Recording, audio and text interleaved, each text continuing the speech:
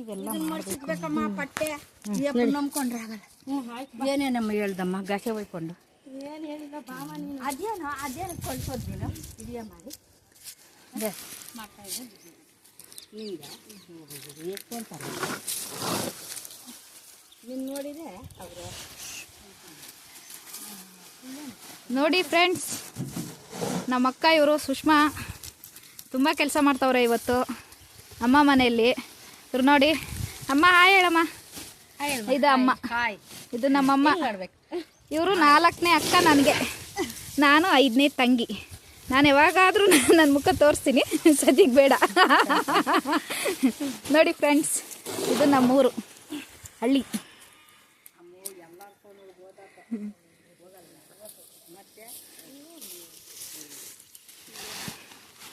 ಕೆಲಸ ಮಾಡಿ ಸ್ವಲ್ಪ. ಒಬ್ಬ ಕೆಲಸ ಮಾಡ್ತಾವನೆ ಇಲ್ಲಿ. ಇದೋ ಇವನು ತೀಟೆ. ಇದು ನೋಡಿ ನಮ್ಮ ಅಜ್ಜಿ ತಾತ ಎಲ್ಲ ಇದ್ದಿದ್ದು ಇದೇ ಮನೆಯಲ್ಲಿ. ನಮ್ಮ ಅಪ್ಪ ಅಮ್ಮ ಎಲ್ಲರೂ ಇದ್ದಿದ್ದು ಅವಾಗ.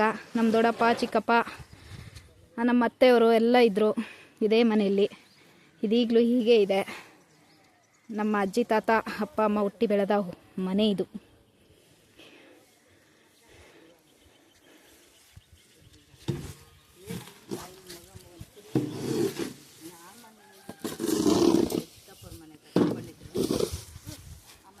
ಸಾಕ ಅಮ್ಮವ್ರದ್ದು ತೊಗರಿ ಒಟ್ಟು ಸ್ವಲ್ಪ ಇತ್ತಲ್ವ, ಎತ್ತಾಕೋಣ ಅಂತ ಬಂದಿದ್ವಿ. ಅಮ್ಮವ್ರಿಗೂ ಆಗಲ್ಲ ಪಾಪ, ಏನು ಮಾಡೋದು. ಯಾರಾದರೂ 5 ಜನ ಇದ್ದೀವಿ. ಯಾರಾದರೂ ಒಂದೊಂದು ಸರಿ ಬಂದು ಕೆಲಸ ಇದ್ದಾಗ ಹಿಂಗೆ ಮಾಡ್ಕೊಟ್ಟು ಹೋಗ್ತೀವಿ ಫ್ರೆಂಡ್ಸ್. ಅದ್ರಲ್ಲಿ ನನ್ನ ಕೈಲಾಗಲ್ಲ ಅಷ್ಟು ಮಾಡೋಕ್ಕೆ. ಏನಾದರೂ ಮಾಡ್ದಂಗೆ ನಾನು ಸ್ವಲ್ಪ ಮಾಡ್ತೀನಿ, ಸ್ವಲ್ಪ ಹೆಲ್ಪ್ ಅಷ್ಟೇ, ಜಾಸ್ತಿ ಇಲ್ಲ. ಹಾಗಾಗಿ ಇವ್ರಿಗೆ ಕಷ್ಟಪಡ್ತಾರೆ, ನಾವು ಮಾಡಬೇಕಲ್ವ, ಮಾಡೋಣ. ನೆಕ್ಸ್ಟ್ ಟೈಮ್ ಯಾವಾಗಾದ್ರೂ ನಮ್ಮ ಫ್ಯಾಮ್ಲಿ ಬಗ್ಗೆ ಎಲ್ಲ ತಿಳಿಸು. ಅಪ್ಪ ಅಮ್ಮ ಬಗ್ಗೆ, ಬಿಸಿಲೇ ಅಕ್ಕ ತಂಗಿಯವ್ರ ಬಗ್ಗೆ ತಿಳಿಸು.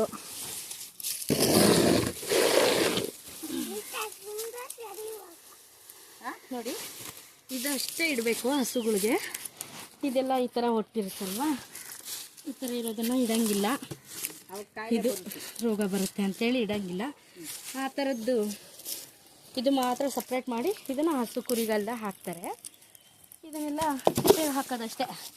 ತಿಪ್ಪೆಗೆ ಹಾಕಿದ್ರೆ ಗೊಬ್ಬರ ಆಗುತ್ತೆ.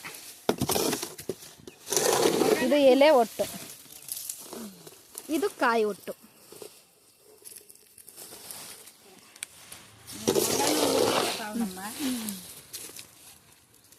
ಅಮ್ಮವ್ರ ಮೇಲೇ ಮಾಡ್ಕೊಂಡವ್ರೆ, ಮನೆ ಮೇಲೆ.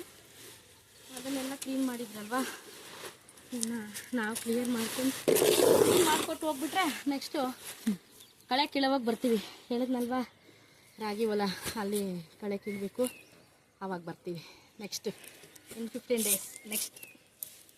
Okay friends, bye. ಇನ್ನು ಸ್ವಲ್ಪ ಕ್ಲೀನ್ ಮಾಡಿಬಿಡ್ತೀನಿ, ಲೇಟ್ ಆಗುತ್ತೆ.